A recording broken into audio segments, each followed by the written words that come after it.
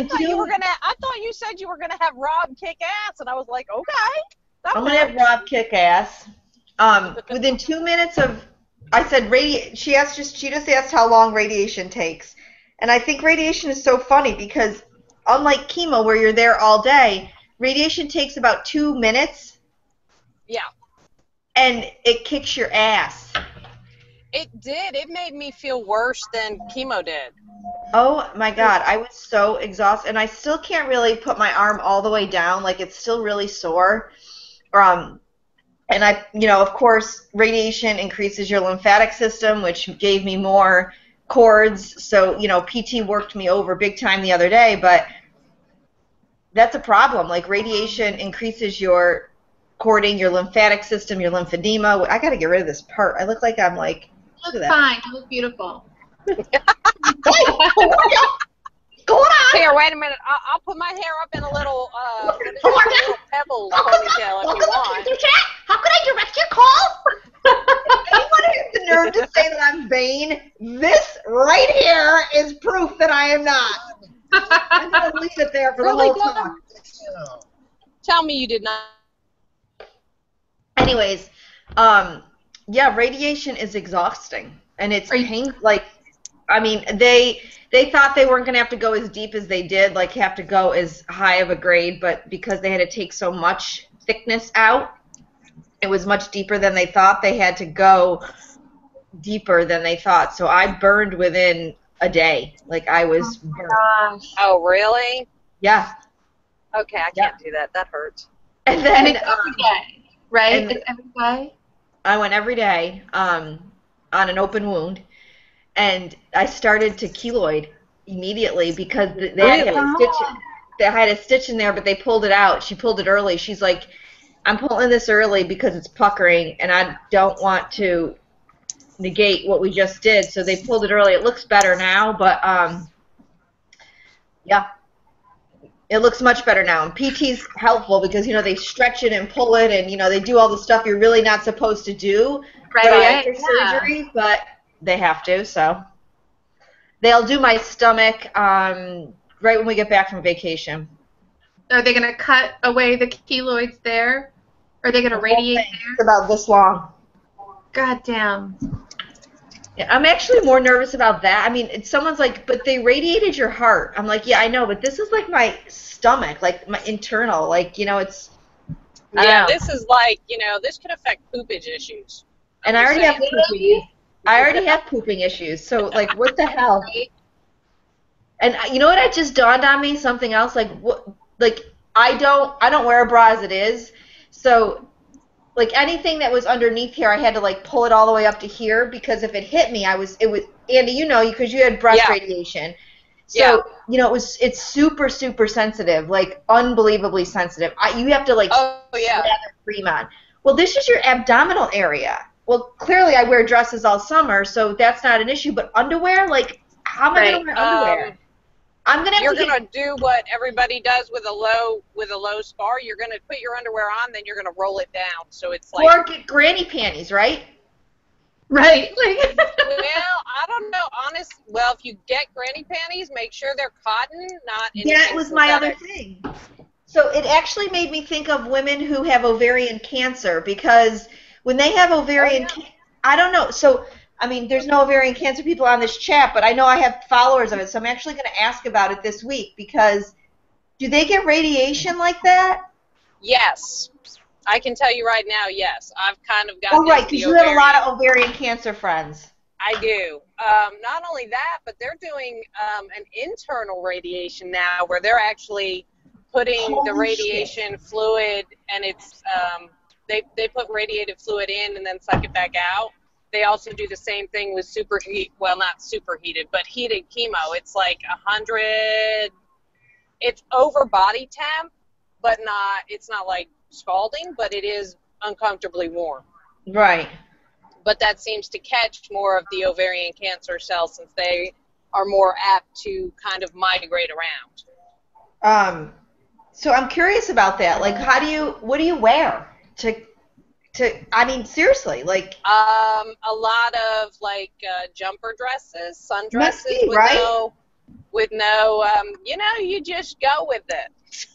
I'm just gonna say Right. like that. Well, I You mean, go because with right it. now, I did text Joanna because she's getting chemo in her stomach, but that's chemo, so it's different. But she's getting freaking. Do you guys know that she's getting chemo in her brain? I did see that. That's what the port was for. Yeah, like they put a port in her brain. Yes. What? Yeah. Yes, because most chemo drugs will not cross the blood-brain barrier. Yep. And I didn't know they that. just did studies that say that, or that suggest that the brain has its own lymphatic system Yep. that is separate from the rest of the body. So they're looking at that going, okay, if we can tap into that lymphatic system, then we have a better chance of targeting brain mets Yep. or brain cancer, Put it like period. behind the ear? Do they have a specific location where they put the port? I actually I think don't- it's on top of her head, but I'm Yeah, not sure. I think about it's that. I think it's like back here, Yeah. kind of. Wow. Yeah. Isn't that crazy? That is crazy. I mean, I have so many friends who have had, and I'm sure you guys all have too, have had issues with their chest port, like infection, with flushing, with the whole 9 yards. I can't even imagine the amount of issues you would have with a brain port. Yeah, and if you get an infection there, it's much more dangerous because where if you get an infection in your chest port, you can swell and there's room for your body to swell in your skin. Right. Your brain has no room to swell in your skull, Right. And which is infection why that it gets can happen crazy. Going straight to the brain blood system. Yep. What the hell, people? Hey, I know. did you see where the DOD gave that guy a $4.1 million grant to Yes. research how to prevent mets, whether it's better to just keep everything to sleep or eradicate Yeah. if there's a way to eradicate it totally? I think that's awesome. Yep. It's craziness, right? Yeah. Let's see. I feel like we got some things going on in the Mets world that, research is making a move here. I think so. I think that's something definitely to be celebrating this weekend. If Yeah. you keep the noise and the chatter going, it's the only way to keep it, getting some attention. Yeah, I'm not sure I like the thought of die-ins, however. I've seen Well- a couple of posts about going to D.C. and doing a die-in. I know. You know what? I have mixed reviews about it. I think, It's too personal for me, honestly. yeah, It it goes right with donating your body afterwards. Some people say, no way, I've given cancer enough, I'm not giving them my body. Some people say, you need it, for more research. So I think Yeah. I see both sides of the fence on it, although I really, really have mixed reviews about it. I'm with you a little bit on it, Andy, because I think Washington doesn't want to see that. They want to hear facts, and they want, Well, the here's a truth is- fact: 108 women die every day. I mean, that's a Right. fact. But they And don't that's a want to statistic. see it, is my point. They don't want to see it. They just don't. True. And I think sometimes that might be the best way and I hate to say it, but it's the shock value. Right. So you don't know. 108 I don't know. women laying dead in the middle of, I don't know, the mall. I don't. Possibly. I mean, Lisa, I know you're part of that. Have you guys got an ordinance for it? I don't know. Beth Caldwell is pretty much in charge of the MedUp movement. Because And that's DC. You can't just go and lay down. No, They go. no, there are people involved in DC Good. that are getting permits, that are talking Good. about what are the rules, what can you do, how can you avoid getting arrested, all of those things. Because that's where it would be bad, is if you did all of that and then it failed. You know what I Right. mean? Yeah. Right. I mean, the place is important, the location is important because it'll get the most publicity, it'll get the most news coverage, and it's there at the steps of Congress. I mean, this is where you want to be. This is who you want to be talking to. Well, Right. you have to make sure it's the right people at Congress that day. Sure. If nobody's in Congress that day, you got nothing. Well, you do have Media. you do have media, and you do have. I mean, this is the center of political. No, I know that, but media can twist and turn. I mean, I know, when Holly did her interview with GMA, because she I texted missed me right that. after, and she said they cut so much of it out, and that is the truth of it. Media is fantastic, but they cut shit out. They're not gonna cut. They're not gonna put in what you want. They're gonna put in what they want. So Yeah, what's going to get the most attention? I think that's true for interviews. I think that's true for articles. But I think that at the end of the day, if there's some attention to it, and then they can go back to what MedUp is doing and what their message is, and oh yeah, no. I mean believe me, I got crap for going on the panel with HuffPo with Joan London. I got so much crap. I got enough hate mail to like fill my refrigerator, and I got a big ass refrigerator. But my thought was, for all the people, let's say there's 100 of them. I'm sorry. And there clearly was more. Let's say there was 100 of them that are hardcore Joan London followers and believe in everything and want to follow Coleman, and they want to pay money to go on her Alive page. Let's say there were 100 of them, and 20 of them tuned into SDBC, and 25 of them tuned into Holly Kitchen afterwards. Well, guess what? That's 20 and 25 more people that knew nothing about either one of those causes that now are tuned into it. Right. So in my mind, it did something for the better. So I 100% agree with you. Yes. Yeah, and I don't think it's going to change the first time something like that happens. No. I mean, it's going to be like a long-term commitment for more than just that group to organize and get together and make noise. I mean, I think that it's all about money. You just said something that I keep correcting people on. Oh, Andy, we just lost Andy. We got to stop saying make noise. You got to be heard. Noise gets lost. True. Noise gets lost Sorry in the about background. That. It's okay. True. Making noise becomes background stuff, and nobody listens to it. You got to be heard. That's the difference. That's not what you're saying. I mean, some people think, I mean, I've had to step back and say that to myself. Like, am I making noise? Yeah. Am I saying the right things? And, right. This week I've just totally said I'm kind of taking a back seat to my page and what I was doing. Yeah. And I think that you can get really angry and so invested in it that sometimes you come out with your feelings and your emotions at such a high level that it's not being heard. No, absolutely. It becomes noise. It just becomes, it's noise. I'm not listening to that. Right. Yeah, I agree. Right. And, I mean, I am angry, but I think there's ways to express that come off better than other ways. Yeah, absolutely. I mean, none of us are perfect. What would you say? I said none of us are perfect. No way. Well, and it's trial and error too, because you're not going to know if something's going to work if you don't try it. And when you're losing friends, it's hard to stay. It's hard to stay unemotional about it. Yeah. I mean, actually, someone recently said to me, They actually said that you're so emotional about it. How do they word it? She's so emotional, she needs more training or something like that. And I was like, is she freaking serious? I'm not training for like the Olympic trials. It's freaking cancer and people are dying. You jackass. And right? Does that make sense? Here's the thing. If I'm passionate about something and I believe in it and I believe strongly, either way, if I believe strongly, I'm going to be emotional about it because I believe about it. Right. If it's something that, I can take or leave, for instance, I think ovarian cancer needs a whole lot more attention because many, many breast cancer patients end up being ovarian cancer patients. Mm-hmm. Something they don't tell you about. And ovarian cancer is so hard to detect. I mean, us women, I have cramps today. Oh, my stomach's bloated. Oh, I must be PMSing. And those are all ovarian cancer signs. Right. Or, hey, I'm a little constipated today. Yeah. All that. And when it's discovered and diagnosed, it's almost always too late. It's almost always 3. It's at least stage 3 or 4. Mm-hmm. Yeah. It's rare to be discovered earlier than that, and you really, really, really have to, a fluke, like, oh, hey, we did a scan for appendicitis and found this mass on your ovary. Right. Yeah.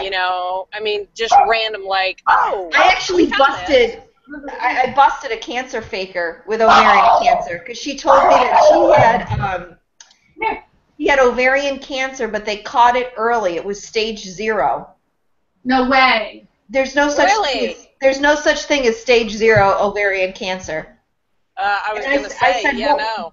I go, what was your treatment? And she said that they did a scrape, and that they got all the cells, and she's good to go. I go, that's really odd because that is not even true. And it was a small group that we were in, and she was lying. There's no such thing as stage 0. I mean, there's pre-cancer, don't get me wrong. There's pre-cancer. Yeah, but even so, they wouldn't have scraped it. They would have removed it. Exactly. I had 5 precancerous cysts on my ovaries. That is different. I had them removed. You don't scrape it. Yeah. About the only thing that can be scraped and remove precancerous cells is your cervix. That's what I was going to say. Or your skin is standard of care. Yeah. But stage 0, I mean, I never even heard such madness. I Googled it. We were like... Well, that's new. Yeah.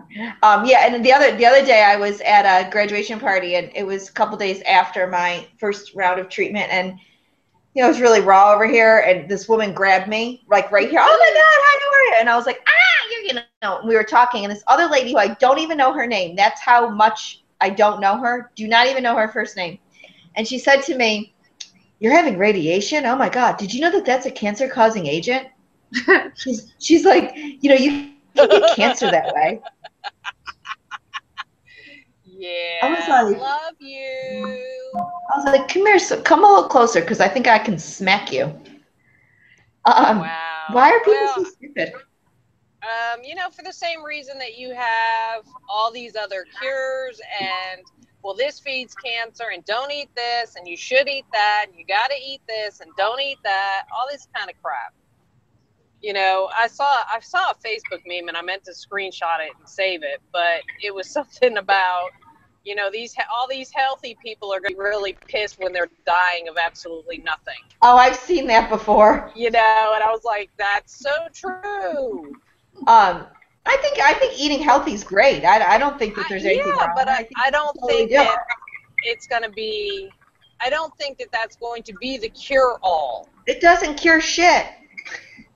Does it help your body fight some of this off? Yes. Do I make a effort to buy organic vegetables? Yes. Well, I think what it does too is it gives your body a little defense. It really does. Yeah. I mean, eating like crap makes you feel like crap. Yeah, I mean, I'm not eating full junk food, but the flip side of that coin is I already got metastatic cancer. What the hell? Sephora used to say that all the time. I'll eat the damn brownie if I want to eat the freaking brownie. Exactly. If I want some caramel, damn it, I'm gonna have some caramel. Yeah. And you know what? I'm not gonna feel guilty about, oh my God, I just ate sugar and I fed my cancer, because I honestly don't believe that that's totally true. One time I was buying sugar for making Christmas cookies, and it was on sale, so I was like, well, I'm going to buy extra because it's on sale. I had like 5 pounds of sugar on the conveyor belt, and butter, and it looked disgusting, okay? And this woman was like, what are you doing? What do you do with all that sugar? Now, first of all, it's around the holidays. What do you think I'm going to do with all that sugar? I'm going to eat it spoonful by spoonful. That's exactly what I said. I go, I actually just like to eat it. It's delicious. I just take a spoon and I just eat it right out of the bag. And the woman looked at me and goes, you do know that sugar is horrible and that it causes cancer. And I looked at her and I go, well, that must be how I got it. And I walked away from her.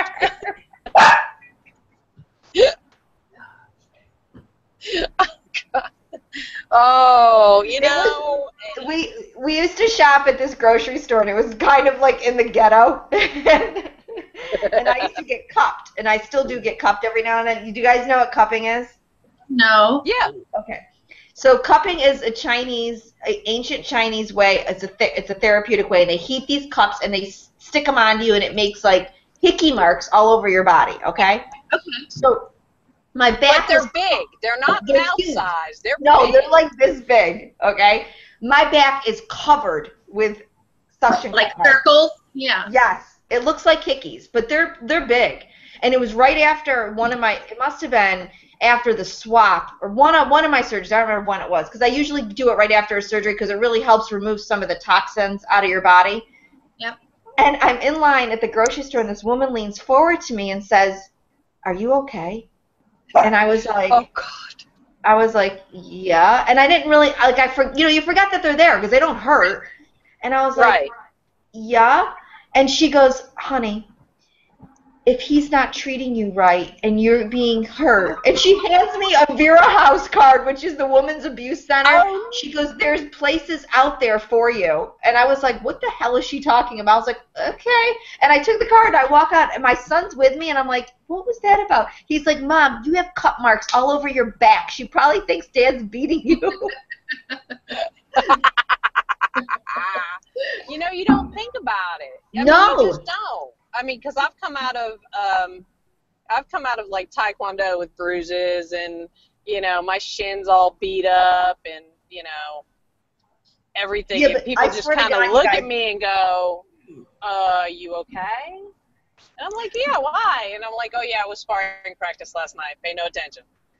Well, and this grocery store. So one time I was on the phone. I just slipped my phone into my bra strap, which I know is a bad no-no. Like, I get that. And this woman Yeah. was like, "You are setting a bad example for your children.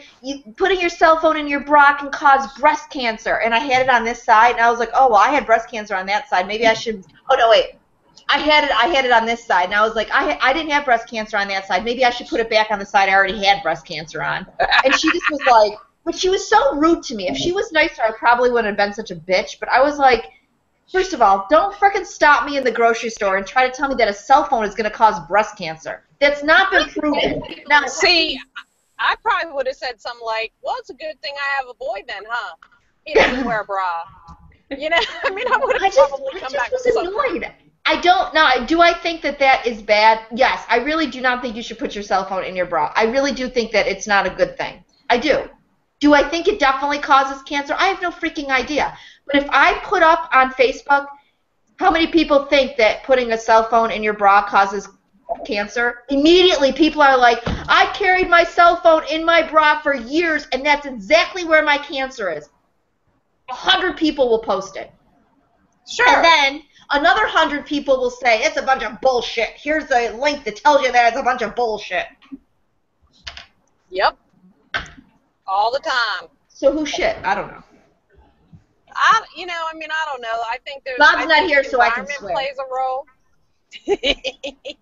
I think environment plays a big role. I think your food choices may or may not help, or may not determine. But I think primarily it's genetics, and what we get into, how our genetics are affected by our environment.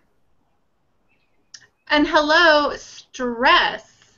I Oh think yeah. like stress is Don't get me started on that, Melissa, because one time I put up there, I said, stress, I believe that stress does. I actually put a link up. There's a doctor that did research about stress. I have to, wait, hold on, let me think of how this sentence went. When something like, from stress you either grow or grow a tumor, like she did this, it was based on that idea, okay? Yeah. And I put this whole link up about how she researched this. I got freaking blasted because people were trying to tell me that I'm saying that their stress gave them cancer. That's not what I said. And then other people were like, "So you're telling me that if I'm stressed out, I'm going to get cancer?" No, because everybody handles stress differently. right. But Right. before my cancer diagnosis, I was clinically depressed, institutionally depressed. Stacy! There's Stacy. Hi, sorry, I was busy doing other things and totally at the last minute was like, oh crap. And so I apologize That's for being late.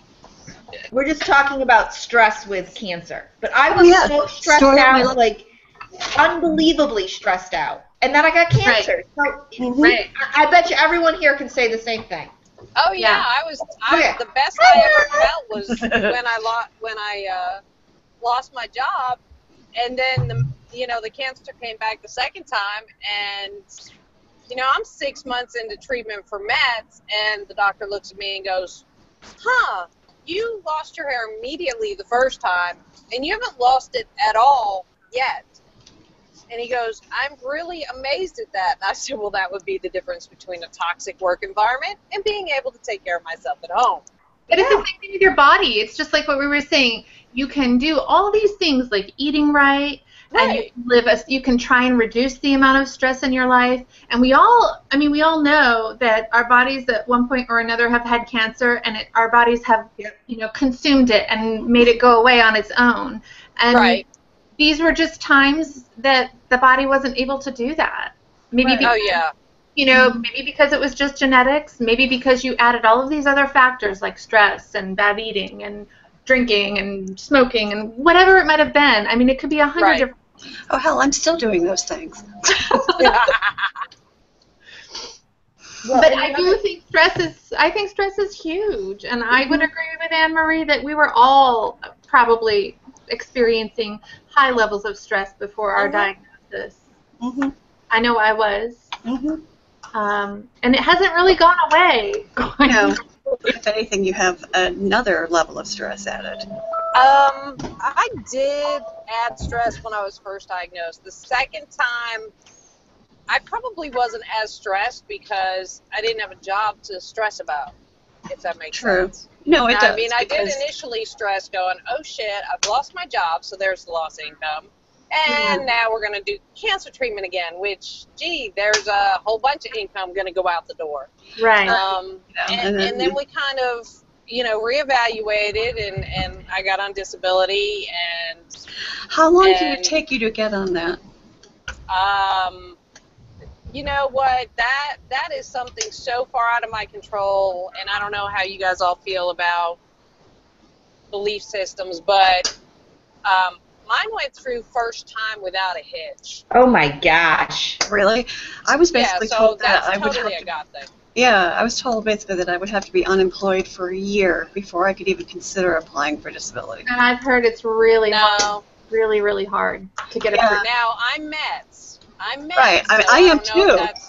Okay, well, when I went through whatever my doctor wrote, and it could be because of where it is in my system, but whatever my doctor wrote, it was through and done, and I got my acceptance letter back in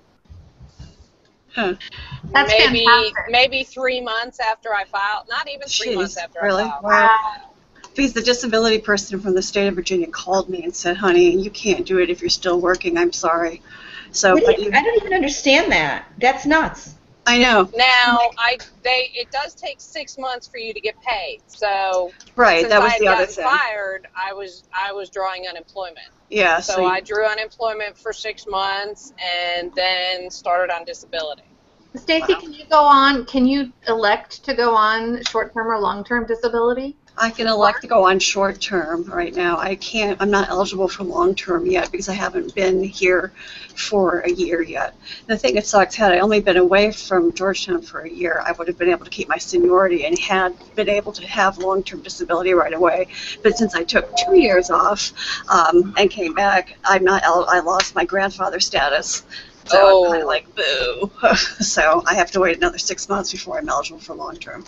But you know what? I mean, knock on wood, I feel okay right now. I feel pretty good. You have been incredible, though, during this. I mean, just amazing.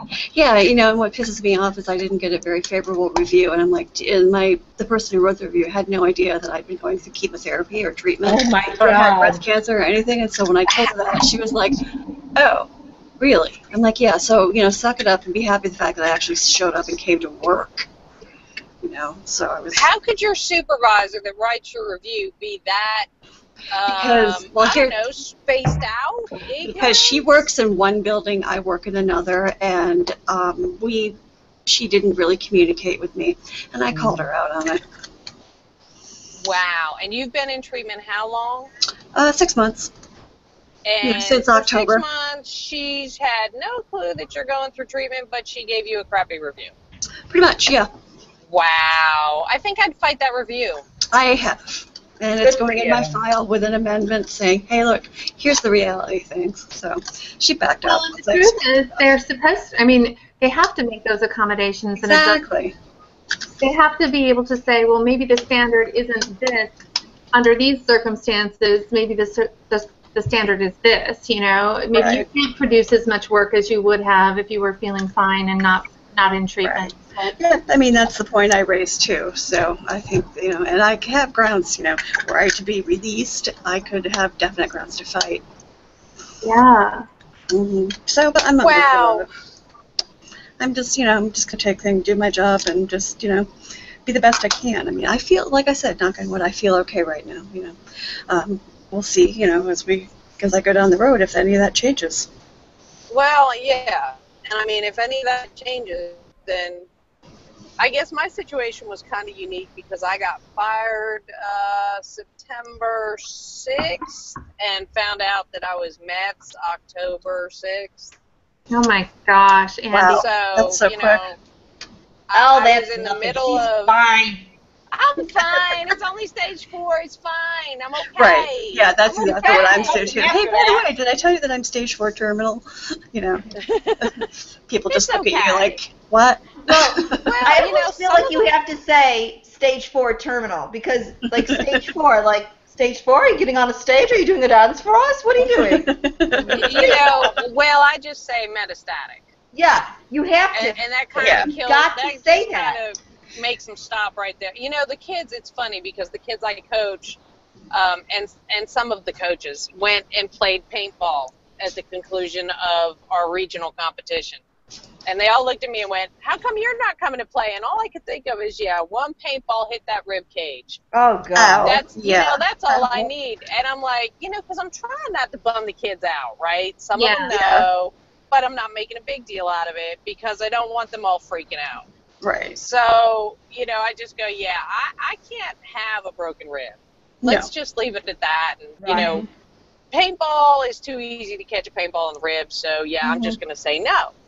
Yep. And they're like, oh, come on. You won't break a rib. I'm like, Yeah. Watch me. I kind of could. So I'll let's take a just say picture. I'm not, you know, I'm not playing that game. And they're like, okay. But we, you know, it's a lot of fun. And nobody's ever broken anything. And I'm just kind of, you know, going, yeah, I know. Yeah, but I'd be that person. You know. Well, Um, so we were supposed to talk about being happy. Who can say a couple things that make them happy? I am on my way It's to summer. the lake until Sunday. Oh, I know that makes you happy. Very nice. Yes, it does. And it's my off chemo week. So if I Yay, choose to that's have an even adult happier. beverage, Yay. I can do that. Yay! Ah. Just in time for the holidays. Woohoo! Exactly. And I don't have to start back until Monday. So Even better. Andy, You when you say know. you're off chemo week, is it an oral chemo or are you going in? it is. It is? Okay. Yeah, it's Where do you oral take- chemo. where do you- Zolota, capecitabine. Okay. So I'm taking Ibrance and, Ibrance. I think that's my next line if this fails, and we're currently questioning whether or not this is starting to fail because my numbers are starting to go up. Uh-oh. Yeah, I go see my So- doctor next week to check my numbers and all that kind of fun stuff. Yeah, I get my numbers drawn when I get back next week. And then, of course, one of them takes 5 days because it's a mail out, so I Of won't see course. them for a week after. You know. Stress. No, I just don't care. I can't control it, and Yeah. I've really worked hard over the past, holy cow, it's been almost 4 years, to just go, F it, it's not my problem.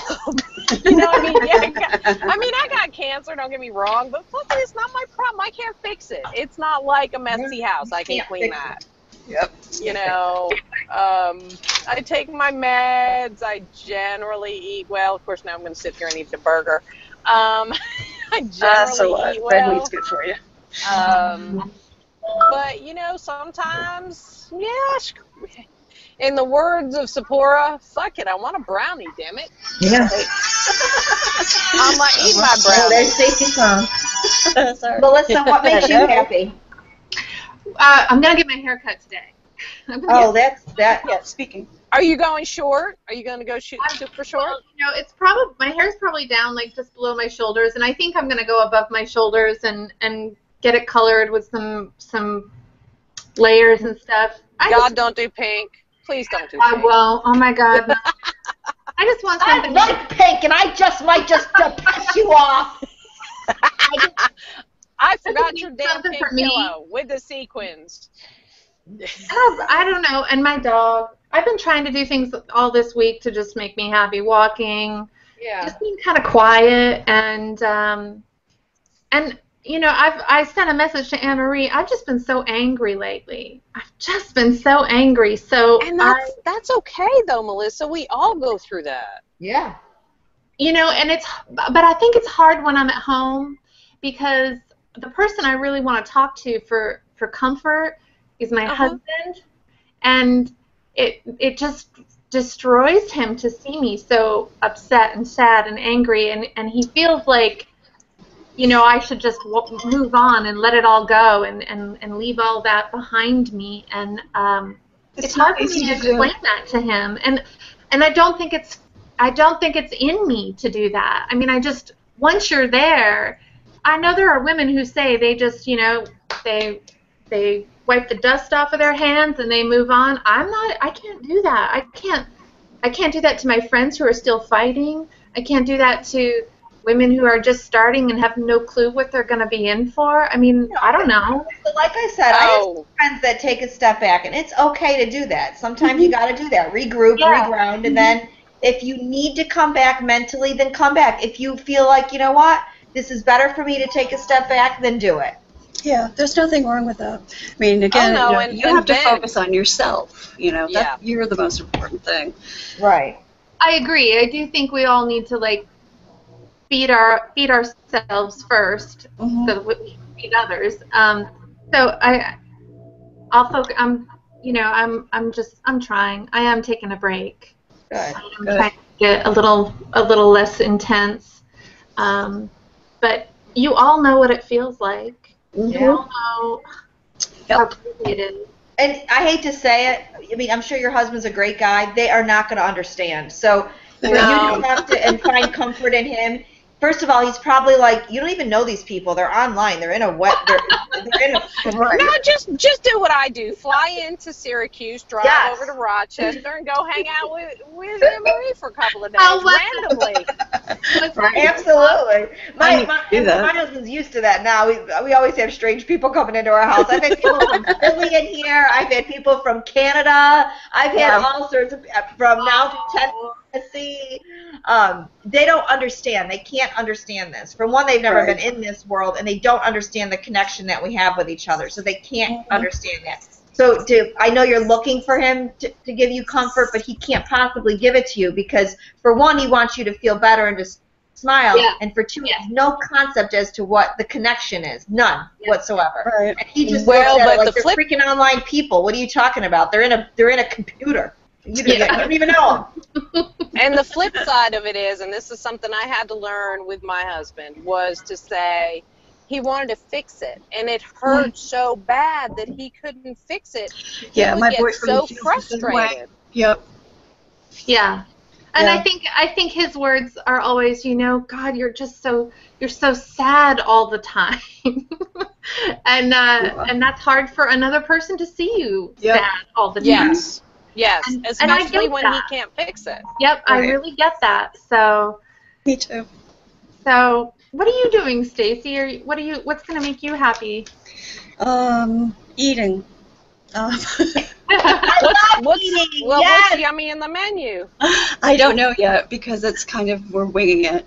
But there'll be a lot of food involved, a lot of wine. I've stocked up on wine for the weekend, so I think I'm good. There you go. You know, I just am going to relax. Really not do much, maybe catch up on a few hours of earned sleep or something, but, you know, just we have a bunch of contraband fireworks at home, so we may set those off in the backyard or something, see whose house we can set on fire for added excitement. So, I don't know. Well, there you go. Hey, maybe a hot firefighter will show up, you know. Ooh, wouldn't that be nice? Yeah, non-kind of volunteer men are kind of cute. You know, see? I think my kids are officially home, so I'm going to have to get off. Okay. You know what doesn't make me happy? Summer vacation! Oh, come on. Think of it as quality time. No! Hey, Melissa, if you ever need just a vent and a scream and yell, just know I'm here. Yeah, me too, Connected on Melissa. Facebook. Thanks, Are we you guys. Are Hey, we you need to connected on connect with Facebook? me, Andy, because I've sent you a friend request, but so Did far you're you? ignoring me. Oh no, I ignored about I don't know, 50 He of ignores them a one lot. day. It's not just you. It's not Hey, you. it's a blonde thing. Oh, I You know. see, look, it's a blonde thing. I know, I'm teasing you. Thank you. I All love you right, all. ladies. Yeah, you Everyone guys be too. happy. Yeah, you Have a too. good weekend. You too. Bye, ladies. You too. Goodbye. Bye, guys. Bye.